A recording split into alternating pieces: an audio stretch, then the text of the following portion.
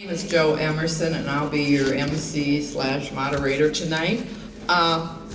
Hopefully everyone's had a chance to look at the displays. There'll be more time after the speakers have presented their pieces for you to go back. At this time, I'd like to ask the dignitaries, elected officials in the audience, would you self-introduce yourselves so I don't miss anybody? We'll start over here, Commissioner Reinhardt. Okay. Representative Peter Fisher from 43A. Paul Elhassan, President Ramsey, Washington Metro Watershed District. Rummel, City Council, Waker Lake. Deputy City Council, Waker Lake. Bob Kermis, Whiteberry Township Board of Supervisors. Katie Register, Shorty City Council member. Have we missed anyone? If not, Carrie. Carrie Watson, Ramsey Conservation District. And I think there's some more over there.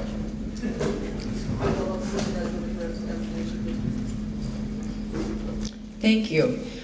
I'd like to thank our co-hosts of the forum, the Metropolitan Council and Metropolitan Council members, Harry Melander and Sandy Rummel, the DNR, the USGS, Ramsey County Commissioner Victoria Reinhardt, former State Representative Carol McFarlane, and the White Bear Area Chamber of Commerce. They've been the ones that have put this on, and we're very appreciative. Tonight we're going to talk, this is the third in a series of educational and informational events intended to help us all understand the water supply issues we face and explore potential solutions in a deliberate and thoughtful way. At our first event in April, we heard about aquifers, what they are, where they are, and about what we do and don't know about them, and the relationship between groundwater and surface water.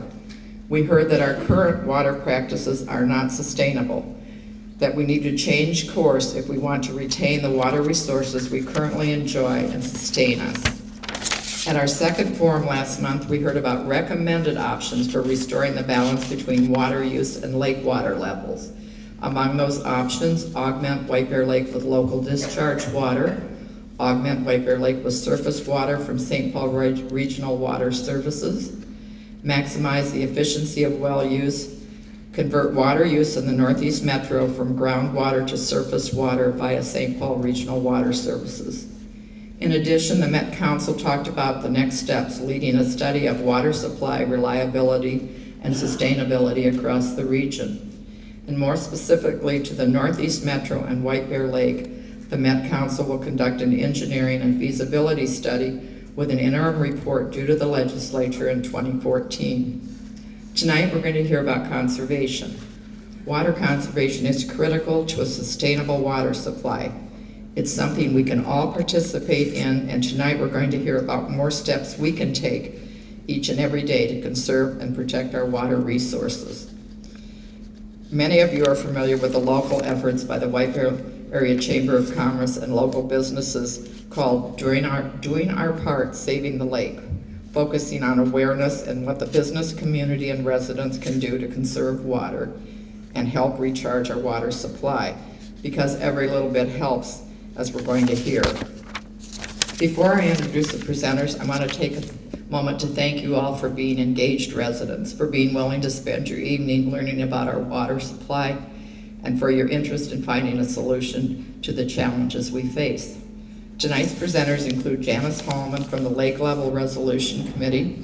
Janice will talk about the value of conservation and more about local efforts to preserve our resources. Julie Ekman is here from the Department of Natural Resources. She will discuss opportunities for conservation and strategies for reducing demand on our water supply. Mick Jost from the Minnesota Technical Assistance Program will talk about opportunities for conservation by the commercial and industrial sector. And Lanya Ross from the Metropolitan Council is a familiar presence at White Bear Lake events, educating and informing residents about water supply. She'll talk about being a leader in conservation and how you all make a difference. So let's get started by asking Janice to come up now. Good evening. I'm Janice Holman, a member of the Lake Level Resolution Committee formed by the White Bear Lake Conservation District Board in January 2013 to make recommendations on how to save White Bear Lake from extinction. First slide. As this DNR chart shows, from 2003 to 2013, White Bear Lake has lost a fourth of its volume and over that time has not returned to its 2003 levels. Much of the dramatic decline has been blamed on increased groundwater pumping from the Prairie du Chien aquifer beneath the lake by municipalities that use this aquifer as their primary source of drinking water in the Northeast metro area. Our committee concluded early on that the commitment and action of the citizens of White Bear Lake and the Prairie du Chien Our committee concluded early on that the commitment and action of the citizens of the communities that surround the lake on their own cannot solve the decline of White Bear Lake and the Prairie du Chien aquifer. All Northeast metro municipalities and others that draw from the aquifer have to be involved in finding viable solutions. Our committee discussed and generally agreed that water conservation should be part of the solution for both White Bear Lake and the aquifer. But time is of the essence, as you know, in saving the lake. And beginning this summer of 2013, we determined to start intensive residential and business initiatives to encourage the communities adjacent to White Bear Lake to take the pledge to reduce water use significantly. Water use in the city of White Bear Lake has already dropped 21% per capita from 2000 to 2011 by eliminating municipal water supply system leakage and by conservation pricing of water use.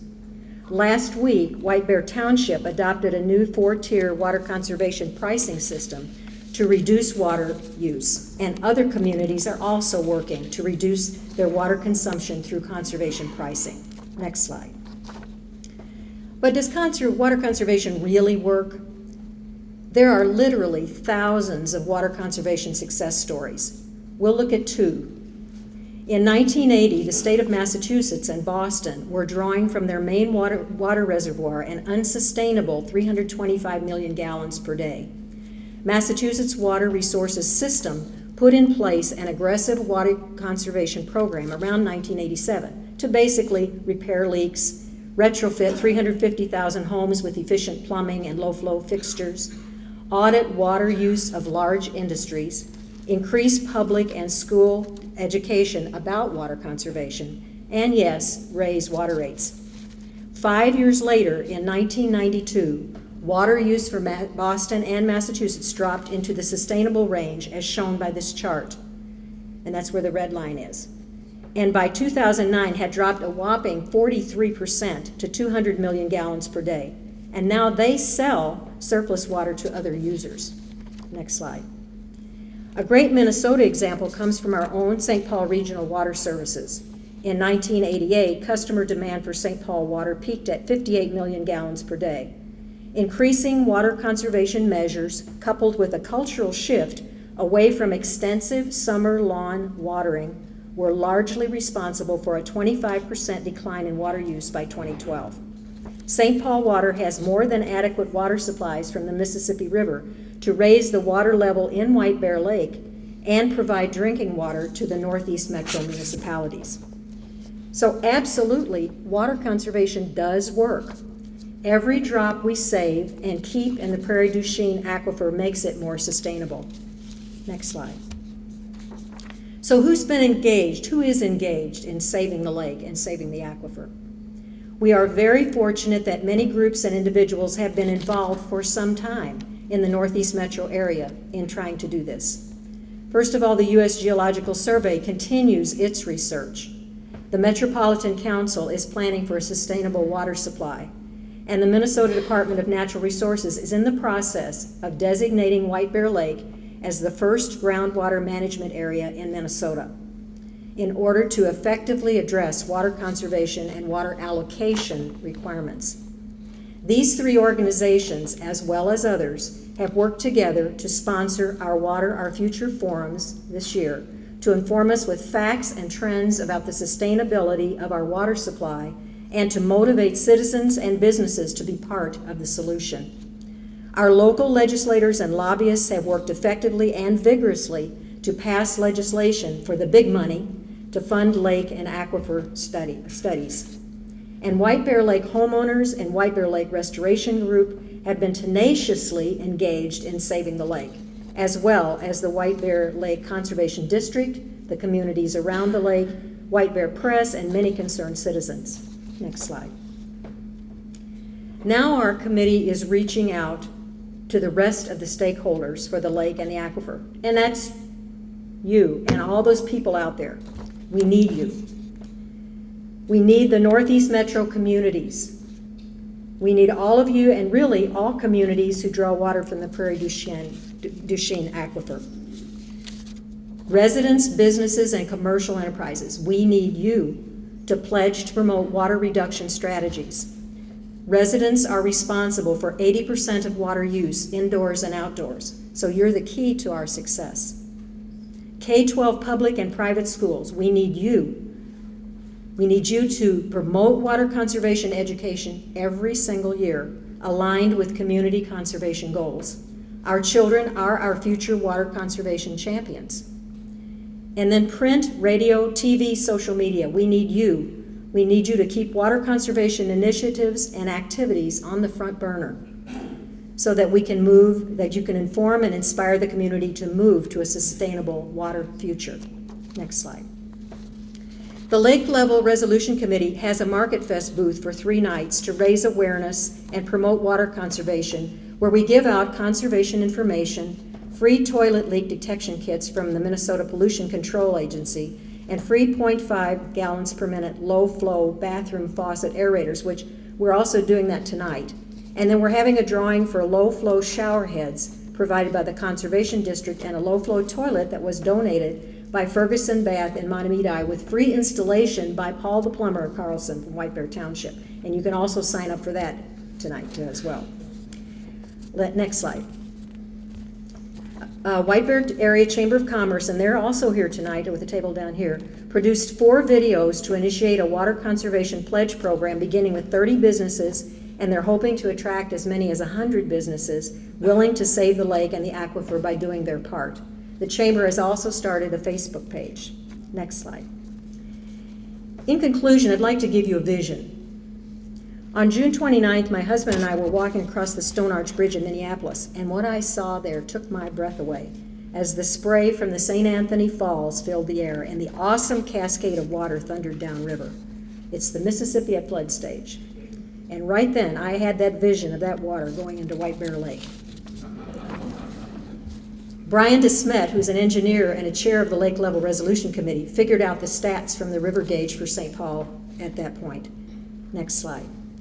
The river gauge indicated that the Mississippi River was flowing at 70,000 cubic feet per second, which is over 500,000 gallons per second. 100% of the river flow would fill the lake in 2 hours. 10% would fill White Bear Lake in about 21 hours. And 1% would fill White Bear Lake in less than 9 days. Now that's a powerful and a beautiful vision, and I believe it'll be a reality one day. But you know, water conservation is also a powerful and a beautiful vision. And it's time for all hands on deck. I mean, literally. Next slide. So here's a real simple 5-step water use reduction cycle that you can try. It's the one I've been using. Look at your current water bill. Take action to make permanent reductions of water use in your home, your yard, your business, your school. And that means you don't have to ever think about it again. It's there, you've changed it, it's done. Install low-flow water fixtures, appliances, moisture-sensing sprinklers. Then reduce lawn watering by 1 day a week or fewer minutes per cycle. And then look at your next water bill to measure the savings. And then you just start all over again. So that's a really good cycle that works. Next slide. So what I'm asking you to do is please join us. If we all pledge to do our part, we can save the aquifer and we can save the lake. Thank you.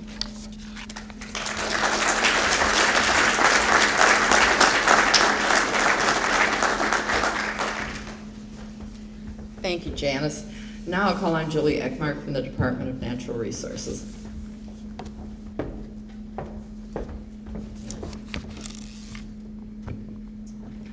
Good evening.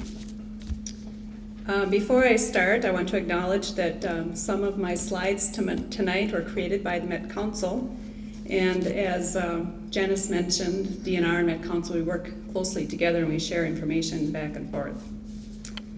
So the next few slides will show you some data about our water use and the trends that this information reveals to us.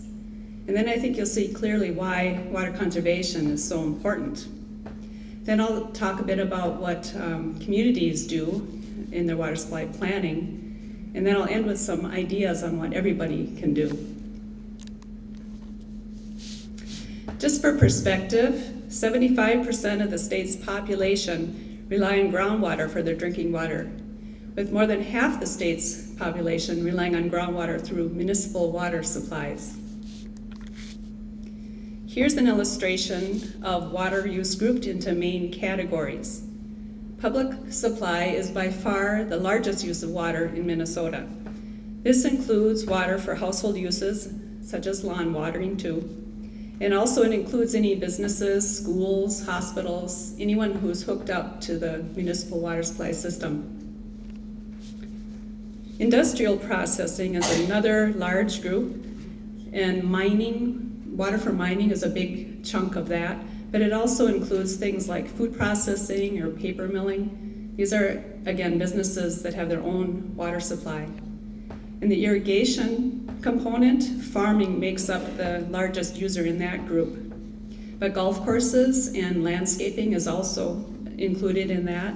And again, these are businesses that have an independent water source. They're not hooked up to a public water supply.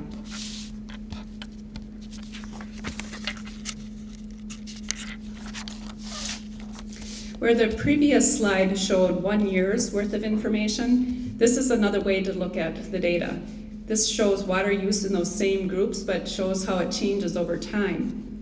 And you can see how public water supply has grown. And for the most part, the highs and the lows that are shown here, those correspond to wet or dry years.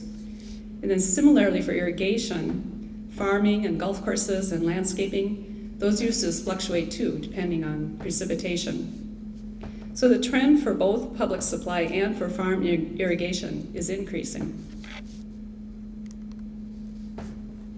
Here we're just looking at the trend for one group of users, and that's public water supply. And comparing that to population growth.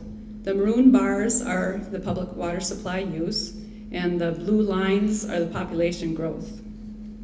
And the growth is in millions of people, where the water use is in billions of gallons. So as the population grows, so does the demand for water.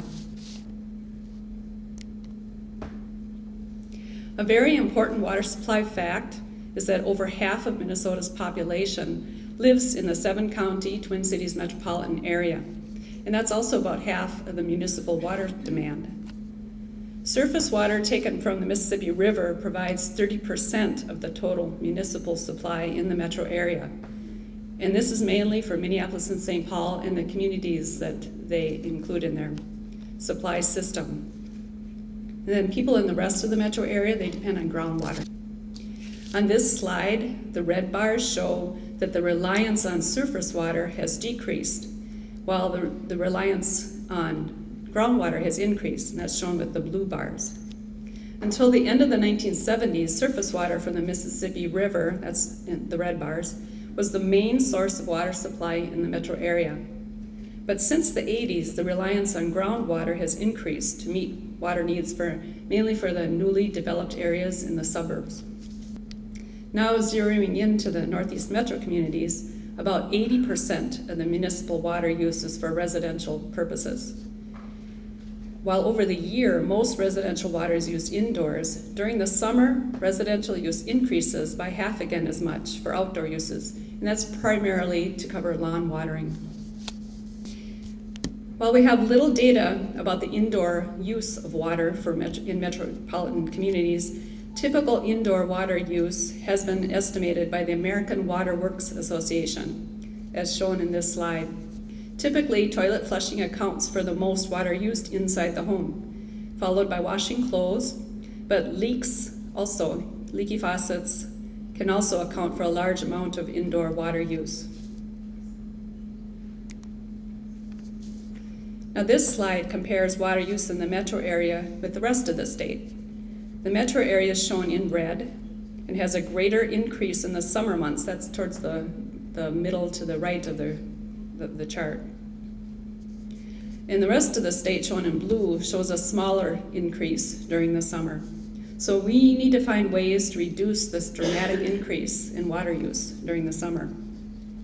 Now you've seen that the trend is for increasing water demand, and this presents us with a major challenge. Without planning, shortages of water can occur. So what do we do? Well, water supply planning is one thing that our public water suppliers are required to do, and this can protect water resources, help prevent water shortages, and help in planning for development.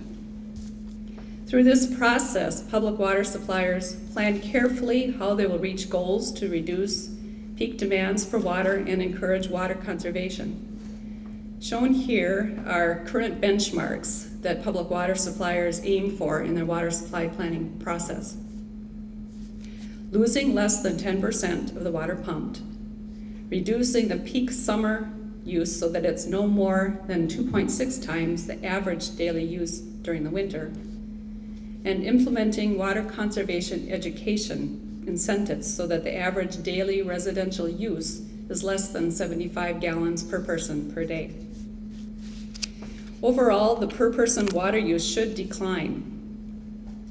Water conservation, particularly when reducing lawn watering, is undoubtedly the most effective way to address water use problems.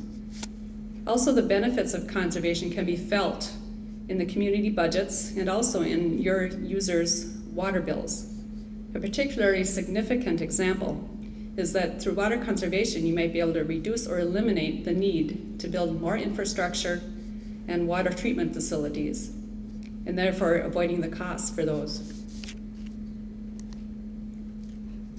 This slide shows information for the Northeast communities that were included, the Northeast Metro communities that were included in the USGS research project. The per person daily water use ranges here from 55 gallons per day to over 100 gallons per day. And the goal is, again, less than 75 gallons per person per day. The ratio of the peak day used in summer to the average day use ranges from 2 to 4. The goal here is less than or equal to 2.6. This again is an indication of the amount of lawn watering that occurs. And then unaccounted for water, most cities are meeting that goal of 10% or less.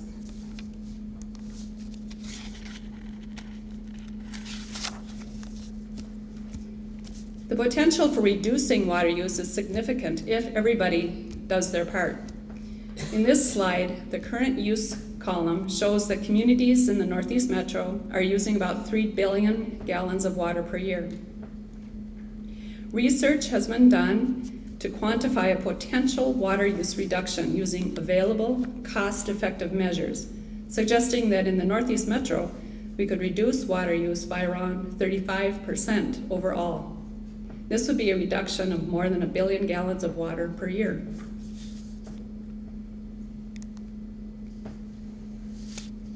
The water use sectors that were on the previous slide are also on this slide, and they're color-coded and stacked in each of the 2 bars to compare what's happening now on the left with what could be achieved if the water conservation potential is realized. This type of savings would be the result of a really aggressive program to conserve, one that was adopted by everyone in the Northeast Metro communities. While this wouldn't be easy, you can see that the cumulative benefit of communities and individuals' water conserving actions could really make a significant change in the water demand in the area. I talked a little bit about public water suppliers and what they are doing, but what can individuals do to support their community's efforts at promoting water conservation? One thing is to really think carefully about your lawn. I've mentioned lawn watering frequently throughout my talk. This is what we see as the biggest contributor to that large jump in water use in the summer.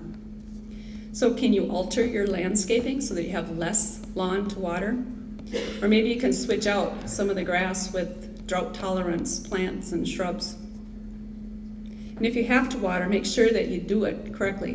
Do it early in the morning or in the evening so that the sun doesn't just evaporate the water before it can sink in. And then also avoid watering on windy days. So listed on here are several other ideas for conserving outdoor use of water. Sweeping your sidewalks in your driveway, for example, instead of hosing them down. For year-round water conservation, you can implement these tactics for your indoor water use. Everyone working together to make these changes in outdoor and indoor use habits can reduce the stress on our aquifers and our surface water systems.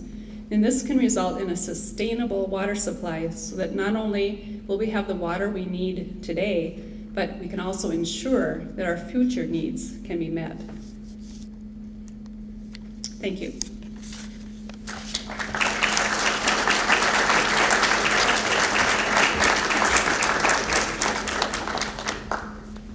Thank you, Julie.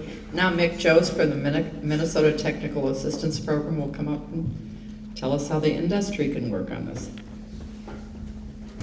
We certainly appreciate the opportunity to address this timely and evolving conservation topic tonight.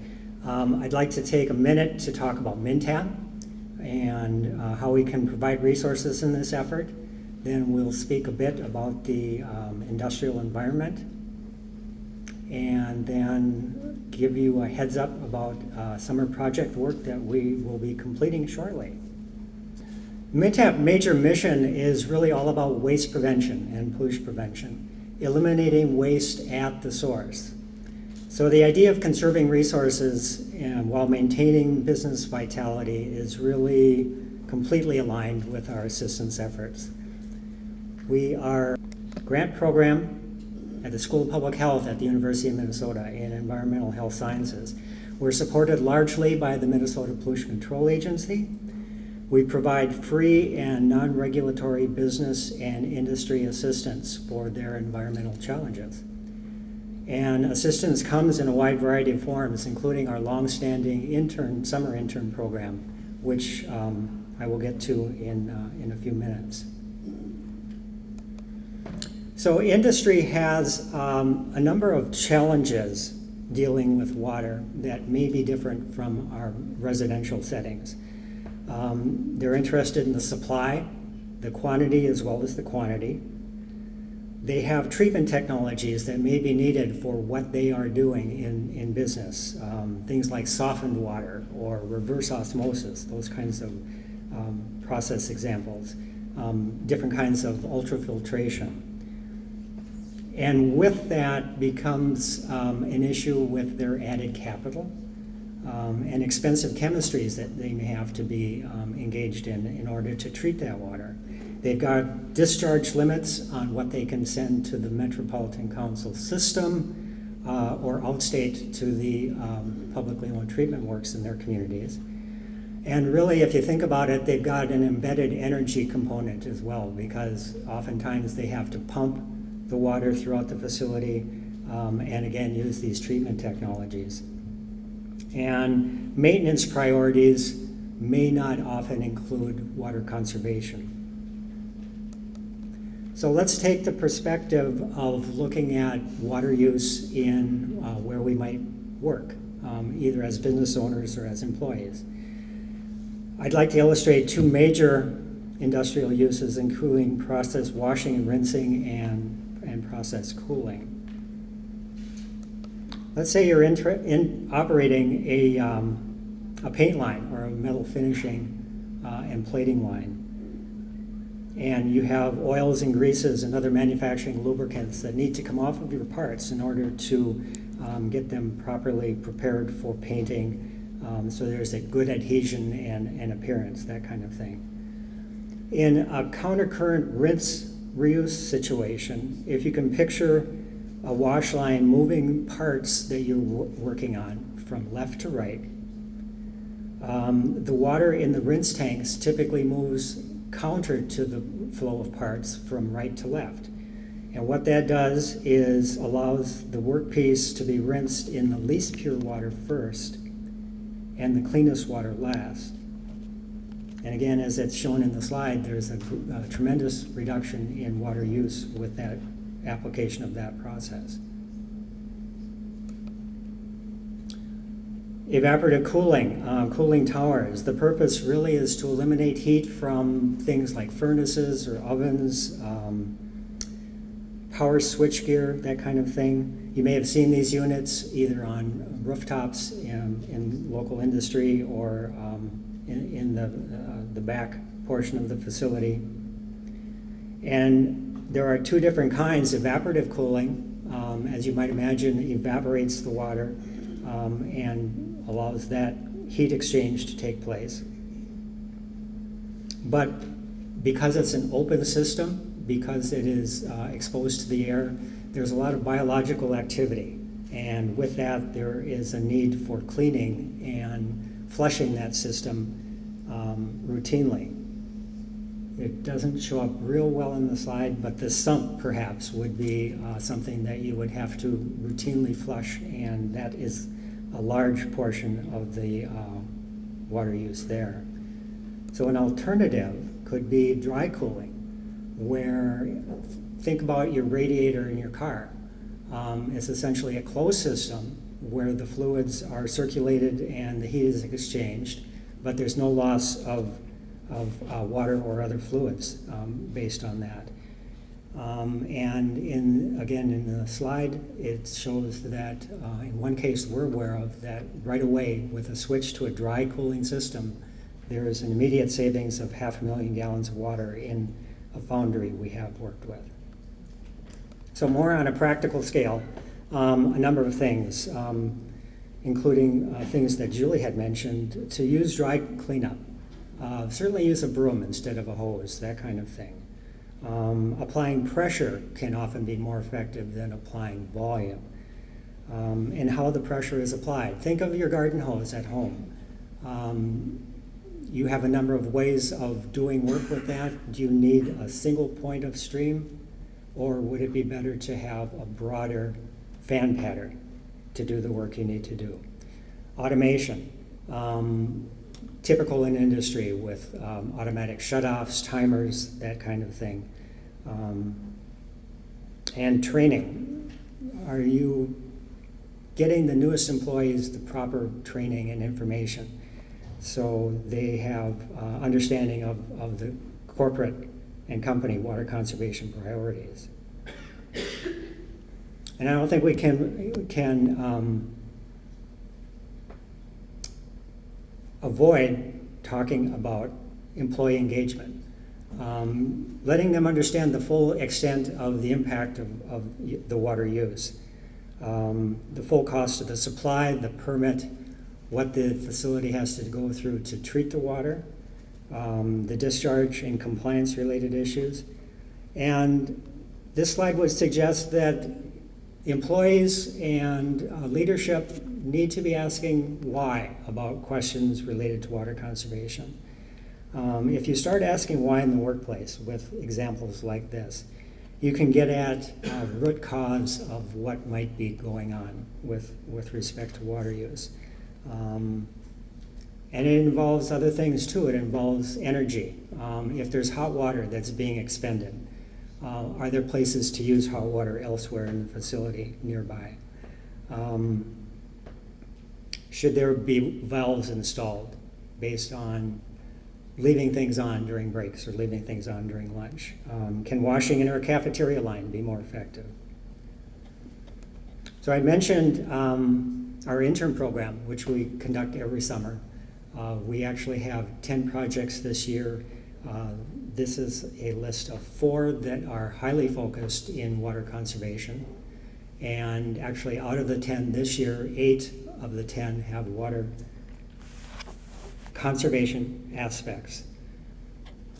And I would invite you to come to the public presentations of these projects at the 22nd of August at the McNamara Alumni Center on the east bank of the university campus.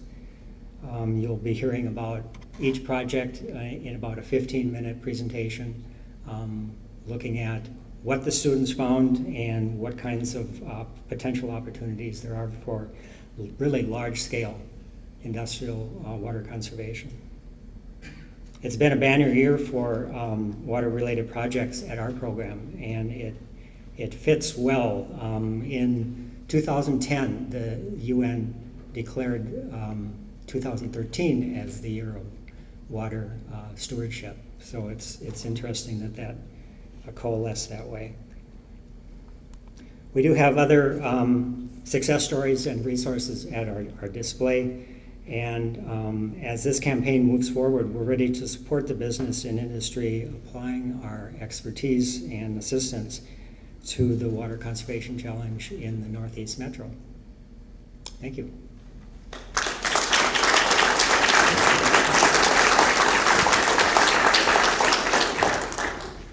Now, Lanya Ross from the Metropolitan Council will come up. Welcome. Thank you all for coming. Thank you. And we threw a lot of information at you, and I know that some of it was targeted at different interests and different people, so I hope that you were able to find something that got some questions going and some interest. And so I encourage you to ask more at some of the displays we have here. We tried to share as much information as we could about what can be achieved with water conservation at the community level, at a business or an industry level, if you have connections in that realm, and also at the individual level. And that all serves the key message, and that is that you can make a difference. We all can make a difference, and that can take a variety of forms. Promoting and supporting water conservation campaigns in your community, not just to meet the minimum targets that Julie was talking about, but to go above and beyond that. Your voice and talking with your community planners, your community leaders can push that forward.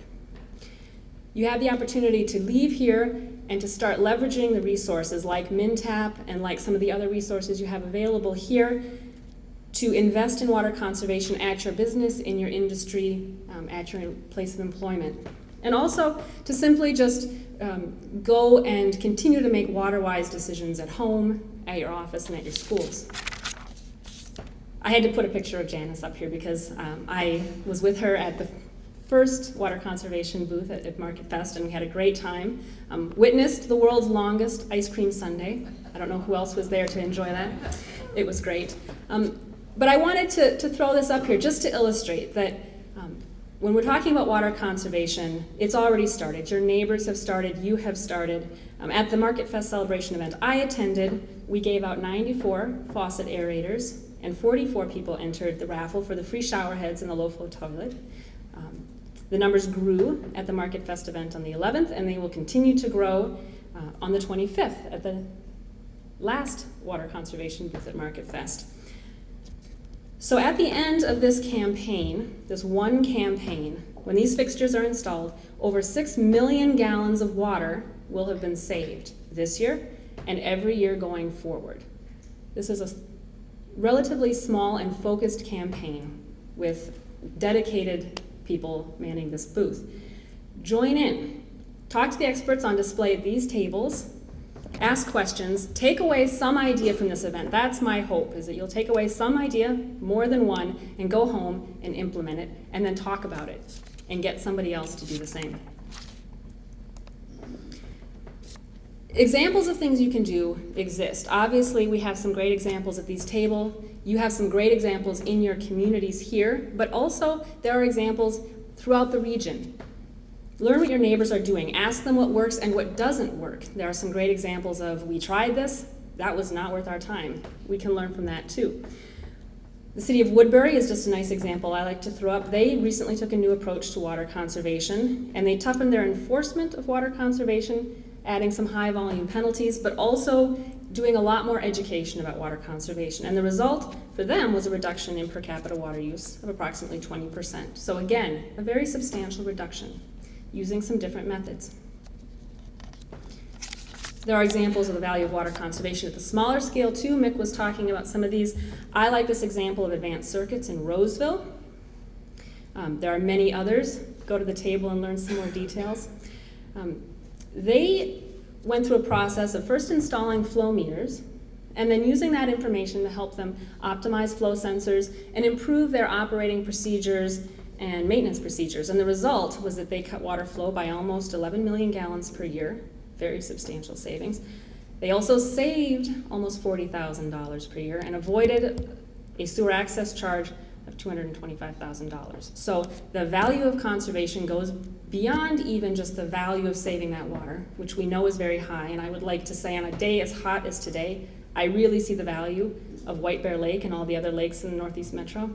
So very valuable contribution to our communities and our quality of life. In case you did not have enough information at this event, I would like to point out that we have a lot of other resources available to us. One that we provide at the Metropolitan Council is our Water Conservation Toolbox. You can go to our website and search Water Conservation Toolbox, and so we have additional information there. That would include information for public water suppliers, examples of other regulatory programs, incentive programs, and education programs. I have some examples out at the water conservation tables on each end here. There are also a lot of different examples of different actions you can take as individuals or as families to conserve water. We included a couple of good games to play as well, so it's worth looking at. But it really all boils down to, and we're really pushing this message, but it boils down to what can you do? What can your family members do? What can your neighbors do? I hope that you leave here. You are the leaders in water conservation. You're here. And so continue to be that leader and an example to your neighbors and your family. They will watch what you do, see how it works, if it works, and if it does, they will do what you do. Take 5 minutes to turn off the faucet. And brushing your teeth seems like a very quick job, but before you know it, 4 gallons of water goes down the drain, and I know this because I just tested it, because I didn't quite think it would be that much water, and it is. Spend a few hours fixing leaks. And we have some leak detection dye tablets over here. If your toilet has a leak, depending on the age of your toilet, just to kind of frame the importance of this, you could be wasting about 200 gallons of water every day, which is the equivalent of flushing your toilet 50 times for absolutely no reason. Spend a week tracking your water use at home. See what you're using water for and look for opportunities to reduce that water use. Do the same at work. Spend a week working with MinTap or looking for some other programs to reduce water use at work. It may take a little longer to save up for some water efficient appliances or to think about how to plan to install them, but investing in water efficient appliances can be a very big impact on your water use. And I like how Janice puts it, you do it once, it's done, you don't have to think about it again. That savings goes on into the future. Spend the season getting to know your landscape, just watching it. Where is it sunny and dry? Where is it cool and wet? And think about moving your plants around to maximize their health in that environment. Are there places that would be better off as patio because plants just hate it there? It's too sunny, it's too sandy. I have complete sand in my backyard, and there are spots that are just not going to be plants anymore. But just spend time looking at your landscape and learning it and making changes.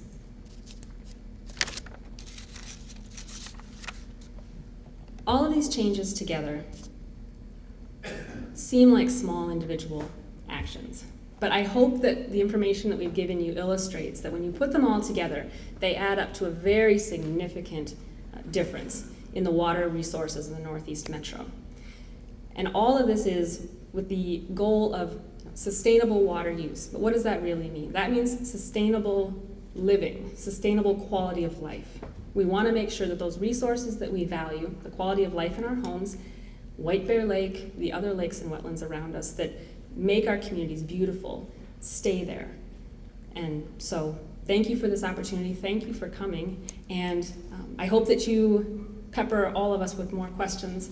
And we do have some lovely plants to give away, as well as some other goodies. But we also do have some over here at Prairie Restorations, so there are some left, I see. Please go, when you leave here, plant something, install something, fix a leak, talk to people. Thank you.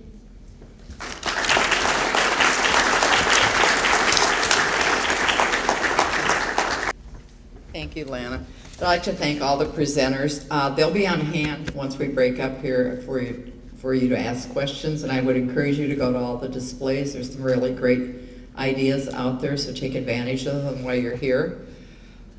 We anticipate hearing from the Met Council early next year on the engineering and feasibility study. If you want to be on the Metropolitan Council's email list, go out to the registration desk and sign up so that you can be aware of any future events. And I want to thank you all for attending and have a good evening. Thank you.